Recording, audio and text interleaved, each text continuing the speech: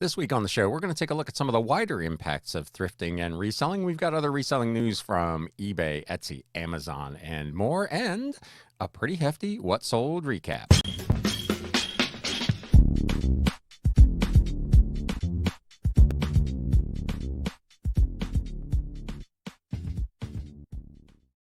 What is up, Galaxians? Welcome to episode number 193 of the Galaxy CDs, Rocks, and Flips Reseller Talk podcast. If this is your first time ambling into the show, my name is Ryan, and I am a full-time reseller, part-time YouTuber, and podcaster working out of my home here in the greater Cincinnati area. And this channel is all about the flip life. We have got a massive show this week. I've got a bunch of reselling news and a bunch of stuff that I sold, so we're just going to get right to it. News updates. So first up, a couple of articles that kind of looked at the broader impacts of reselling and thrifting on kind of what's going on at thrift stores, places that are, again, we've talked about this a couple times on this show, that are arguably meant for people of lower means to be able to acquire goods, and how the secondhand market and the reselling market is impacting those. And this is starting to be something that is getting some traction on some of the bigger news sites, not just sites that are dedicated necessarily to reselling. So CNBC ran an article, "Secondhand Resale is Getting Cutthroat as Platforms Such as Depop and Poshmark Boom. The consumer culture on indie reselling platforms has shifted as more sellers compete to capture demand and more inflation-weary customers hunt for deals." So this thing is kind of getting attacked from both sides. Negotiations, bidding wars, and upselling items have become more common on digital marketplaces such as Depop and Poshmark. I talked a little bit about that last week with the with taking offers and that. To just go off on a little bit of a tangent, I talked about the Etsy experiment, the test beta that they're running with offers. I did ultimately decide to go ahead and activate that. I currently have 984 listings where I have turned on offers. I will accept offers up to 20% off my current listed price. And so far, I have not received a single notification of an offer. So we'll see how that goes. I don't actually know how long that program runs, but I did opt in for that. So I will keep you posted on that. But that's one of the things that this article is talking about. Big retailers also, they note, such as Target and H&M, have been trying to get in on the hand-me-down action by launching partnerships with the online thrift store ThredUp, which is something that we have talked about in many previous episodes here. They talk about one particular individual in this article. 6 months after launching his secondhand clothing shop on digital marketplace Depop back in 2020, Blake Robertson, a 15-year-old high schooler at the time, received a death threat from a customer. You can let me know down in the comments if you're watching on YouTube. I've never had anything like that. I've had a couple of people get pretty nasty in their communication, but I've never received anything remotely like a death threat. You can let me know kind of what your worst customer experience has been as a reseller. But this one came, they said, via Instagram from someone who had not received their purchase in time for Christmas. Nothing happened, they said, but I don't know. It just opened my eyes to the fact that some people, they just really want their items, he said. Demand for secondhand resale online has been booming since the early days of the pandemic, generating a culture shift within the indie marketplaces where it began. Customers, many of whom have been feeling the squeeze of inflation, are fiending for lower prices, leading to more heated negotiations and occasionally ruthless bidding wars. Meanwhile, independent resellers are turning their one-time hobby into a job, sometimes even upselling items to take advantage of demand spikes. Users, they note, on platforms such as Depop and Poshmark set up online shops to list vintage, secondhand, or unique items for sale and generate notable followings of loyal shoppers. Robertson is now 17 and he has 19,000 followers, which is pretty impressive. So kudos to him. He's become accustomed, he says, to the occasional hate message or days-long negotiation over a single item. To be sure, it says death threats against resellers are not the norm. Bo Abington, 49, says overall that she's had a really fantastic and phenomenal customers, but she's also noticed more buyers hunting for deals and has felt insulted by recent offers for her products that are sometimes less than half her asking price. And I think I talked a little bit about that last week, and I know I've talked about it before I am not a fan of the lowball offers, so I, unlike many resellers, do set minimum offer amounts. For instance, on eBay, every item I list, I put a minimum offer.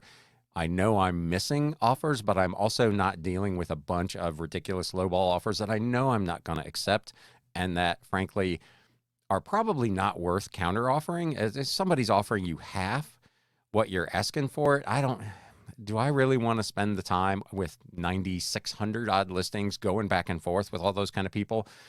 Everybody's business is different. I'm not trying to give anybody any particular advice, but for my business, that's a hard no. I'm not interested in doing that. So I set minimums.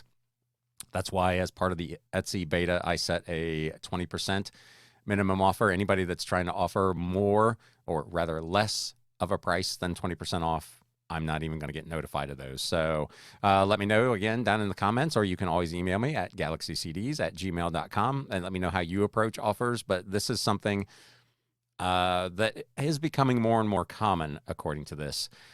The article notes about 53% of people polled in an October 2022 Depop survey of more than 2,000 UK customers said they have been turning to secondhand shopping more in order to save money as living costs rise. The result, sellers say, is more frequent negotiations and intensified bidding wars. It's completely separate, they say, from real-world shopping because that would never happen in a store. I think people have gotten very comfortable with the whole back and forth. So this article goes on to talk a little bit more about what's going on with Poshmark as well. I will, as always, of course, link to this in the show notes and the video description below if you want to go take a look at this further.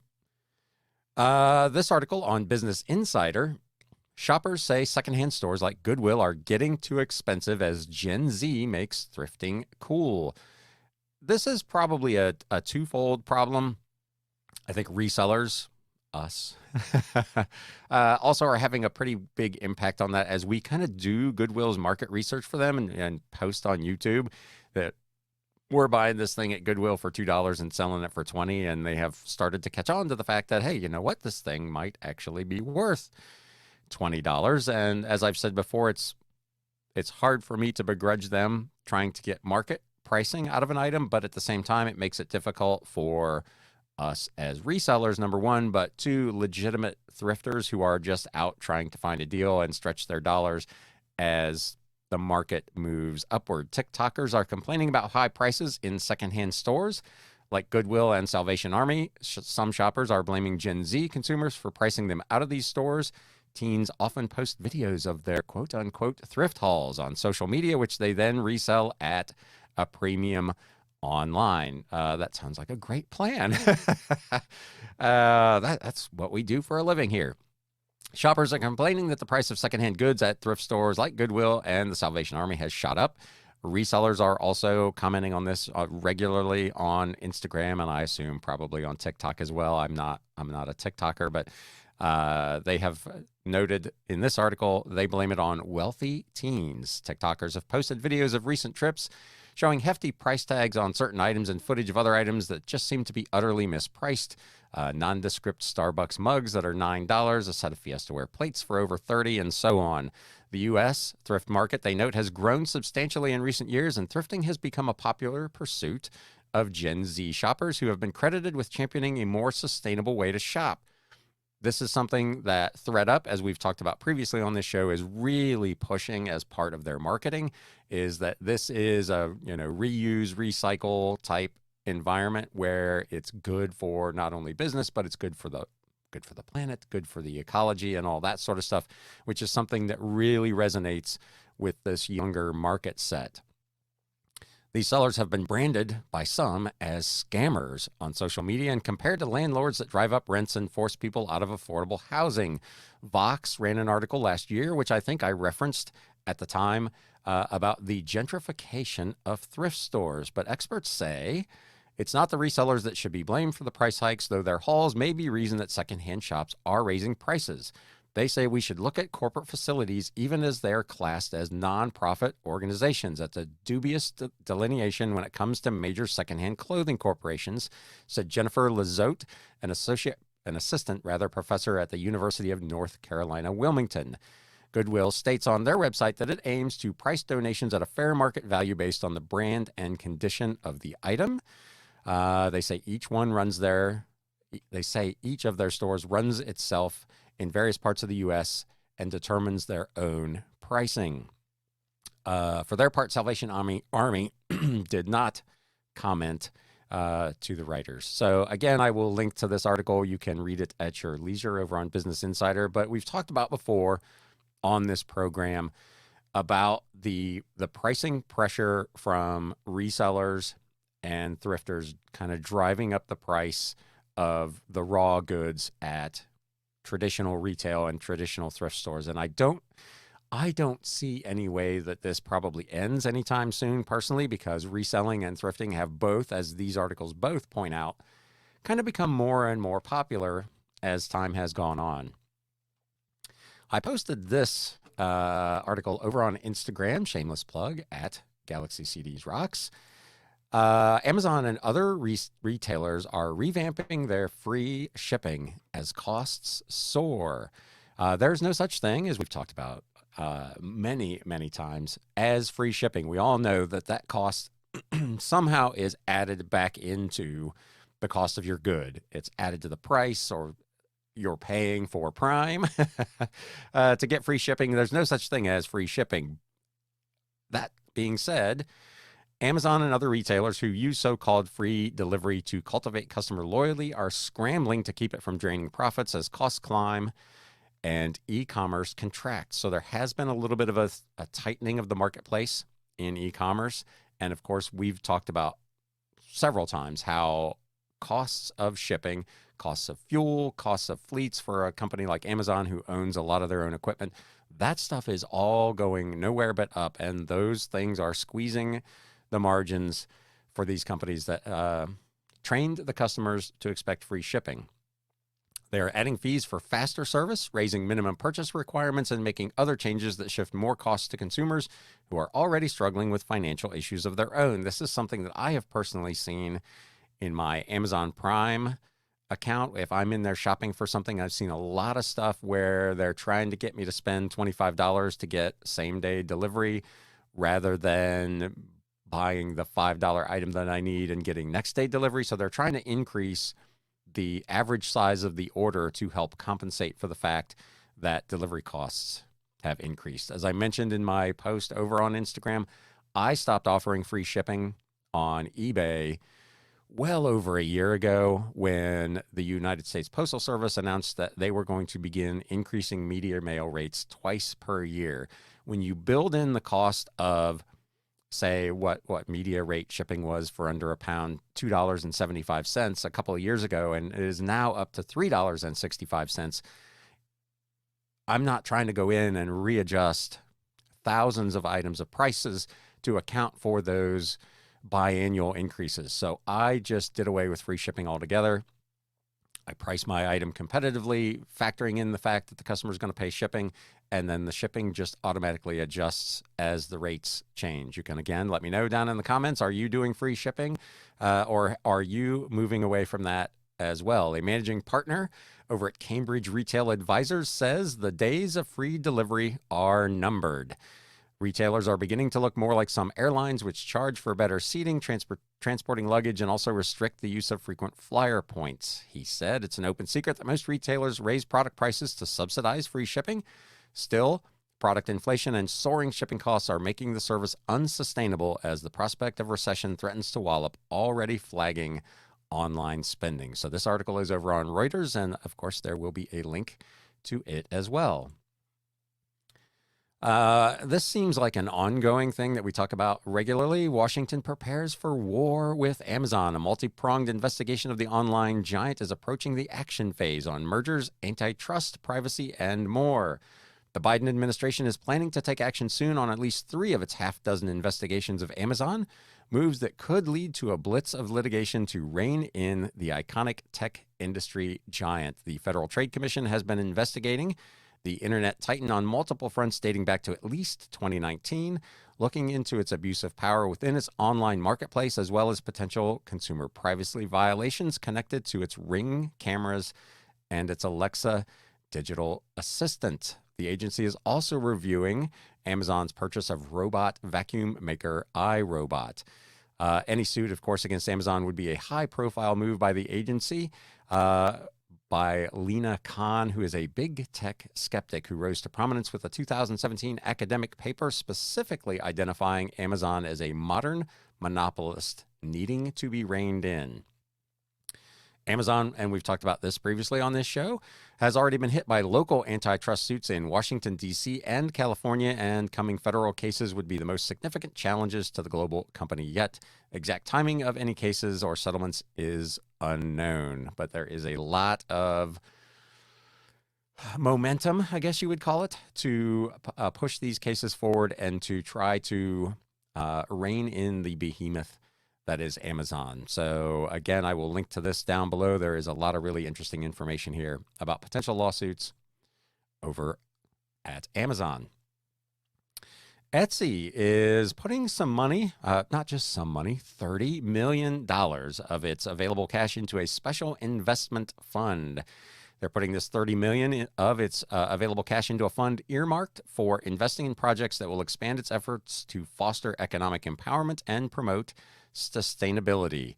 Etsy ended 2022 with $921 million in cash and cash equivalents on hand. Adding in short and long-term investments, the number grew to $1.2 billion. So Etsy is swimming in cash. In announcing the new fund, Chelsea Mosen, Etsy's Senior Director of Impact and Sustainability, said Etsy's investments through this fund align with our impact goals to help accelerate the development of the creative economy, support financially underserved communities, and promote environmental sustainability. Etsy has partnered with Impact Assets and deposited $30 million for the program at City First Bank, one of the largest Black-led minority depository institutions in the nation. The new fund kicked off with investments for two organizations, Grameen America, which provides capital training and support to aspiring women business owners from low-income and marginalized communities to help create transformative economic opportunities, and Greenbacker Capital Management, which is an investment firm that catalyzes growth in renewable energy technology and connects investors with innovations aimed at reversing the climate crisis, which is something that Etsy is very focused on. If you sell on Etsy, they have a little note there. If you shop on Etsy, you've probably seen it too, where they attempt to do carbon offsets for all the shipping. So they're very environmentally conscious. And this is a case of them, A, putting their money where their mouth is, and B, hopefully for them, garnering some return on investment from all that cash they have laying around. Walmart, their third-party selling platform, made a big announcement. Walmart will wait for no dropshipper. They have tightened their handling time. Walmart is making it harder for dropshippers who list on its marketplace by tightening its handling time policy. Sellers had been required to ship orders in one day unless they were granted a, quote, lag time exception by the company. On Thursday of last week, they notified sellers it was in the process of removing that exception. In a letter to sellers, Walmart said merchants can request a new lag time exception, but on its website, it informed sellers that it will reject lag time requests if the items submitted are sourced from third-party vendors after a customer places an order, i.e., you do not contractually control the third-party vendor's inventory levels and processing times.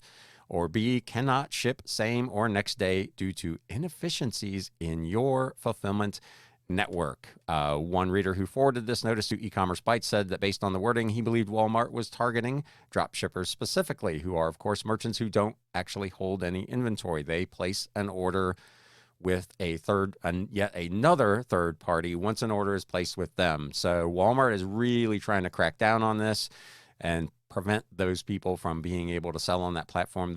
If you're a drop shipper and you sell on Walmart, be aware of this. This thing is coming, and Walmart is serious about dealing with it. They say for most sellers, no action will be required by this change, but we recommend you review your shipping methods and processes to ensure you meet your promised delivery times. So if you're a seller over on Walmart, be aware of that. Moving on to eBay. eBay has once again expanded their authenticity guarantee, this time adding the category of fine jewelry. They will do professional authentication, build trust with your buyers through the authenticity guarantee. Their experts will verify eligible jewelry at $500 and above. They will do verified returns. No more worrying about fraudulent returns. Every item is expected before it's sent back to you as a seller. And of course, there is no cost to you. eBay covers all costs of this authentication process. They say it's easy for you and easy for the buyer. Expert authentication you can trust. They are partnering with GIA, the Gemological, that's easy for me to say, Institute of America, and they will do all of the authentication. They will do it within 2 business days. They will include a unique authentication card with the item, and they will do real-time status updates. This memo went out on Wednesday, the 29th. So this is something that is brand spanking new. There is a list of all the frequently asked questions and terms and conditions if you are a seller of fine jewelry over on eBay. This is kind of cool. If you are a seller on eBay, this is not very cool. eBay pushed out a privacy notice update last week, and as is usually the case with that, they didn't really specify what any of the changes were. They just provided a link to the privacy policy, which you then had to kind of go through yourself. E-commerce Bytes has noticed that eBay has commented they can access biometric and location data of sellers. eBay informed sellers it may process their biometric data, and its new privacy notice also indicates it may be collecting location data from photos they upload to the marketplace. eBay notified users on Thursday of changes to its privacy policy that are going to effect on Friday, March 24th, which was last week. One addition added to the updated notice says certain metadata recording the settings of your camera included in images of items you upload for sale. According to a recent article in CNET, anytime you snap a photo or record a video with your iPhone, it creates information related to the file, including the creation date and your location, and then stores this metadata within your media. CNET said someone with access to your photos can easily scour that data to identify locations and discover where you live, work, or study. Now that many users, this article notes, use their mobile phones to take product photos on their phones and even list directly from their mobile, which is how I do all of mine, eBay's practices may be of concern to them.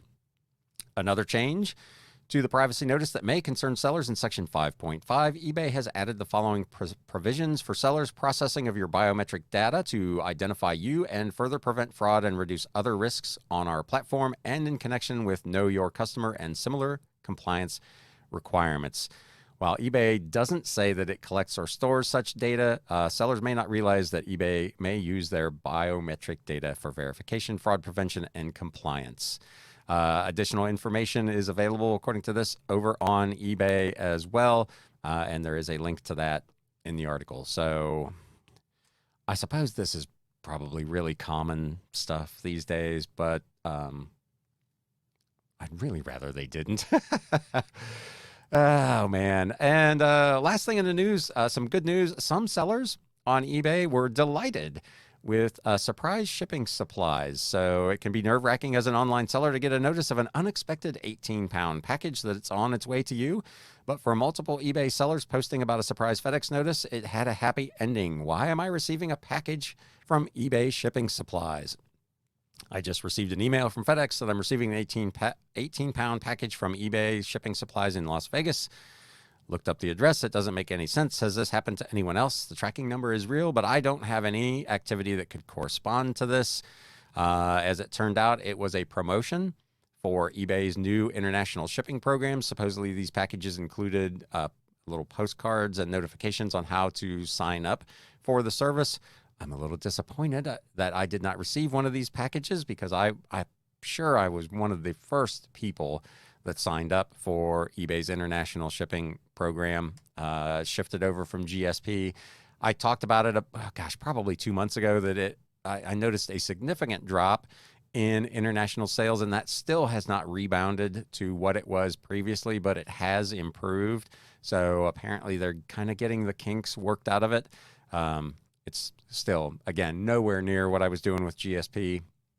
But kudos to eBay, again, for trying to promote this new service to expand their business, of course, and your business as well. So I guess that's cool. eBay, if you're listening, you can send me an 18-pound box of supplies anytime you would like.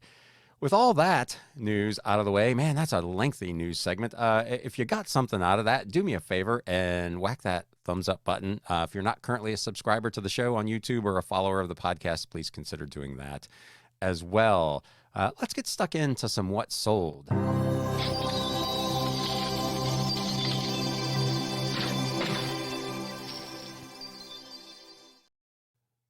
So this is a pretty big recap in terms of numbers of things, but there's not anything here too major. I think the biggest sale in this whole thing is like $64 or something like that. And I've thought a lot about this, and I wanted to go ahead and show these to kind of be a counterpoint to all of the massive sales that you see on social media. If you're on TikTok or Instagram or whatever, Facebook or even YouTube, you see a lot of sellers, they're posting these massive, $100, $200, $500 sales. And that is just, it's not the reality of everybody's business. I do, if you follow me over on Instagram, I post every weekend, I do 185, 110 transactions every week, the bulk of which are under $15 or $20. Occasionally, I'll have a $200 or $300 book that gets out of here, which is really cool. But I'm making a really good business out of selling a bunch of relatively cheap stuff. So as I've talked about previously, there's more than one way to skin a cat.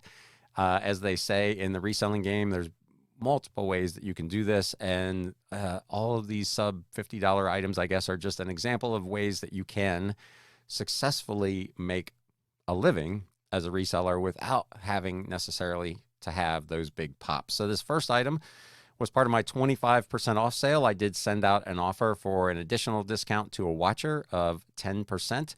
Kevin Harvick NASCAR hockey jersey. This was a 2XL from Winner's Circle.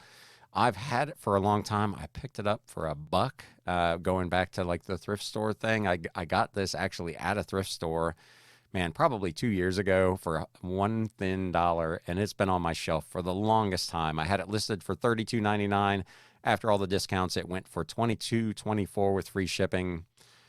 All in, after the shipping, I made about $8 on this. I probably wouldn't buy it again, but there you go. Something that's not a book, which is not going to be the case for most of the rest of the stuff we talk about in this segment. This was a really cool piece. I picked this up at a garage sale a couple of years ago for $2. Harper's Magazine volume, I don't even know now, XLVII. If you're good at Roman numerals, you can let me know in the comments what that actually means. This was from 1873. Was the issues from June through November of 1873. They were bound in kind of a hard leather binding. This thing was wrapped in like a cellophane plastic, a really, really neat piece. I thought it would sell super quick, and unfortunately it did not. I've had it for a long, long time. I had it listed also for $32.99. It was in my 25% off sale and sold for $24.74 with free shipping, which tells you again how long it's been here, because as I mentioned earlier in the show, I haven't done free shipping in a long time. This is another book from a big purchase I did. So this is out of a lot. I own this thing for about 16 cents. Gold by Gina Allen. This is a first print illustrated hardcover with its dust jacket from 1964. I had it listed for $29.99 with customer paid shipping. It got a watcher. I sent out a 15% off offer and sold it for $25.49. So that might be one if you're inclined to be looking for books while you're out. Gold by Gina Allen. If it's a 1964 first printing, it's not worth bad money. First sale over on Etsy. I've got a mess of these. Waverly novels. This was volume 4, The Bride of Lammermoor, Montrose, and Ivanhoe. These were the Abbotsford editions. They're kind of hard leather bound from 1864. I bought these at an estate sale probably a year and a half ago. It is a 12-volume set that ultimately I had 11 volumes of. The set itself probably would have sold for $400 or $500 if it was complete. But it was one of the volumes was so badly damaged that it was just not something that I was comfortable selling. So I'm selling these individually for $27.99 plus customer paid shipping. I paid $2 a book for 12 of them. So I had $24 in the thing. So I'm essentially broken out of it at this point after a very long wait. They're really cool old pieces from the 1860s. Again, it's an item that I thought would sell fairly quickly, but they have not. This is actually the first one of these I've sold. So you will see these Waverly novels everywhere, different versions of these from the 18 and early 1900s. If you can get them, for $1 or something, they might be worth picking up, but they are slow sellers. These were very, very popular novels in their day, which just don't sell that well anymore. This was part of the big buy that I did. I'm into these books for about 16 cents a piece. This is a complete collection of 12, so I'm into it for less than $2. The Reader's Digest Family Treasury of Great Biographies from 1970 and 1971. These were first edition hardcovers. They did not have their dust jackets, but the Reader's Digest, the treasuries and the condensed books, if you've ever seen those, the actual hardcovers are really ornate. They're very nice looking. A lot of folks sell them just as decorative pieces. This set did have some value. Again, it was a complete set. I listed it for $32.99 or best offer plus shipping, which was $15.55, even at medium mail rate shipping. I received an offer for $28, which I went ahead and took. Like I said, I'm into them for less than $2, sold it for $28 plus the shipping. That's a deal I will take. This was a really cool old book, the 24th, is that right? Yeah, 24th edition of the United States Dispensatory from 1947. This was published by J.B. Lippincott. I got to be honest, I don't even remember what this book is about. It was a massive book. It went in a 14 by 10 by 4 box, very heavy. I think it weighed about 10 pounds. I've had it so long, it fell into the free shipping. So ultimately, I didn't make a ton of money on this. I had it listed for $39.99. It was in my 25% off sale.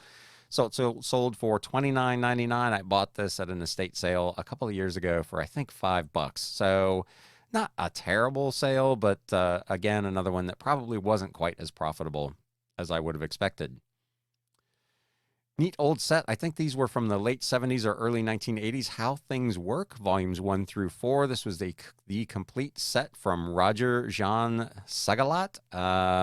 Illustrated hardcovers in really nice condition. Had it listed for $34.99 plus customer paid shipping. Got a watcher, sent a 15% off offer out. Sold them for $29.74. I own them for 64 cents for the whole set. Another old medical textbook, an Atlas of Surgical Techniques of Oliver H. Bears. This was from 1985. It's an illustrated hardcover. Another one that I'd had for a long, long time. I had it listed for $49.99. It was in my 25% off sale, which made it $37.49. I received an offer for $30. Because I've had it for so long, I went ahead and took that. It's not ideal. I would have liked to have made more money on it. This is another one I think I bought for about $5 at an estate sale. Again, turning $5 into $30 isn't the worst thing I'm going to do all day, but $50 would have been a lot more fun. Another sale over on Etsy, The Catholic Guide, a collection of essays on the church's relations with society from 1917. This was a big hardcover book.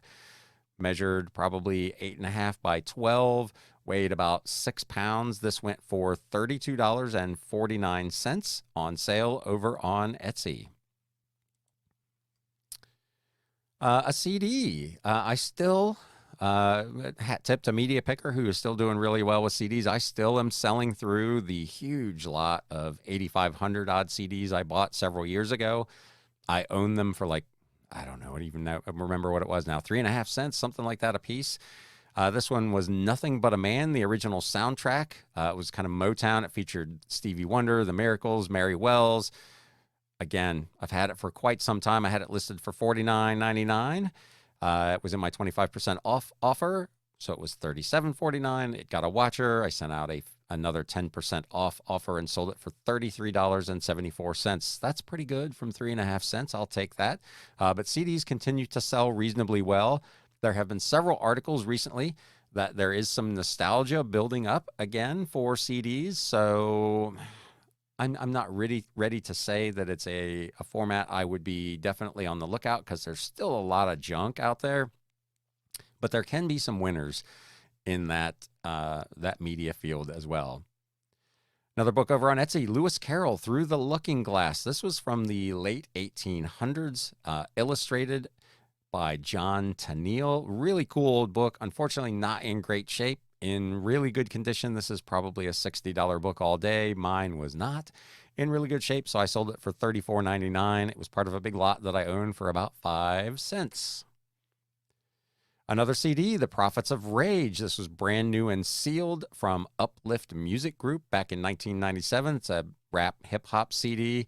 I had never heard of these guys. Also part of that big lot, so another 3.5 odd cent CD that sold for $35 on a best offer.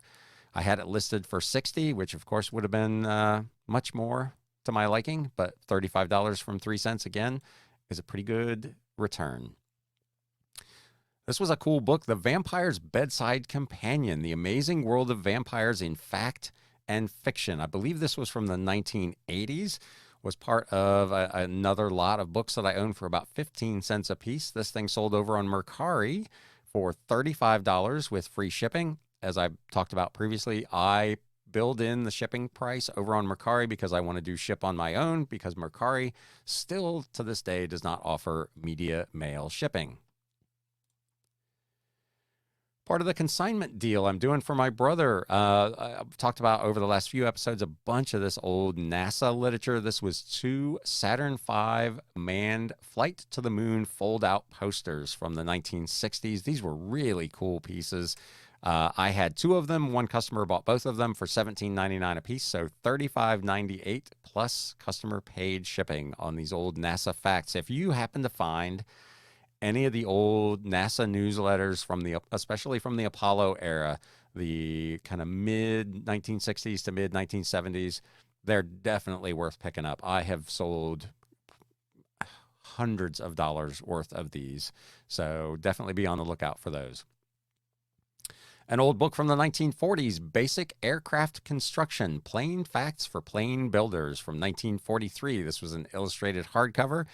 I had it listed for $44.99 plus shipping. I received an offer for $38 on eBay, which I went ahead and took. This is a book that I own for a whopping 16 cents. Another one out of a big lot.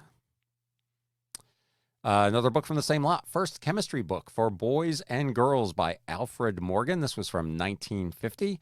Illustrated book with its dust jacket, which is always a plus. I had it listed for $44.99 plus shipping.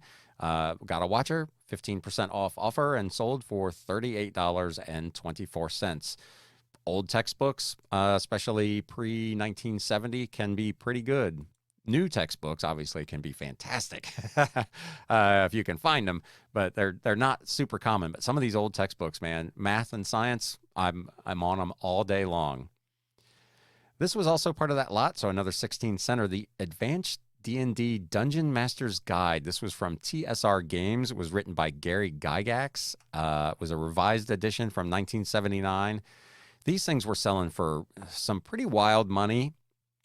I put this up on eBay at an auction starting, I think, at $19.99. It ultimately received 11 bids and closed at $52 plus shipping. So old Dungeons and Dragons stuff can bring really solid money.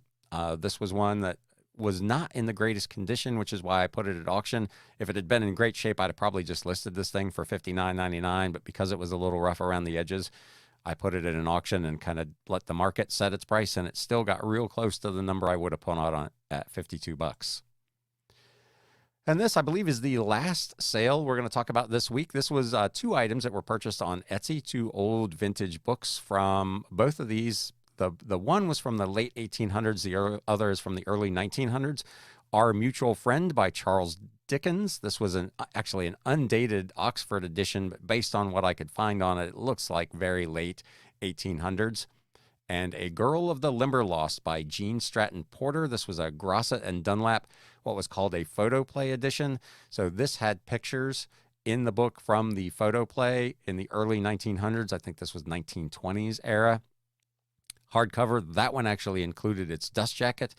The Dickens went for $19.99. The Limberlost went for $44.99, which made this thing like a $65 sale. The two books combined, I own for about 50 cents. So pretty sweet.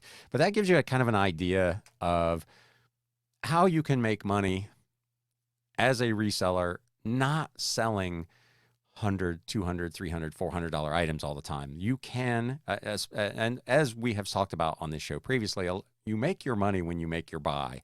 And my ability to buy these books in huge quantities for generally 25 cents or less a piece gives me a terrific opportunity to sell a lot of books for less than $50 a piece, in many cases less than $20 a piece, and still make a terrific return on my investment.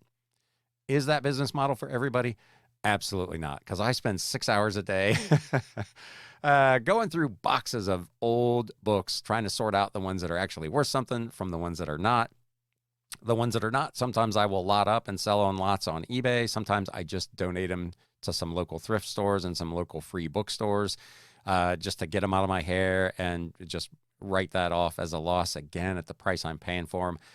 If I donate $100, it's a $25 write-off. It's okay. But again, it's not a business model that's for everybody, but it is, as I said, an example of a different way that you can do this business and still be successful. So with that, I'm going to put a wrap on this episode. It ran a little bit longer than I anticipated, so thank you so much if you stuck around for the full thing. Again, if you like what you heard here today, please do me a favor if you're watching on YouTube and leave a thumbs up. If you're not a follower or a subscriber to the podcast, please consider doing that as well. With that, I need a drink of water. I hope everybody's doing well, and we will catch you again next time. You have been listening to the Galaxy CDs Rocks and Flips Reseller Talk podcast. Thank you so much for tuning in, and we will catch you again next time.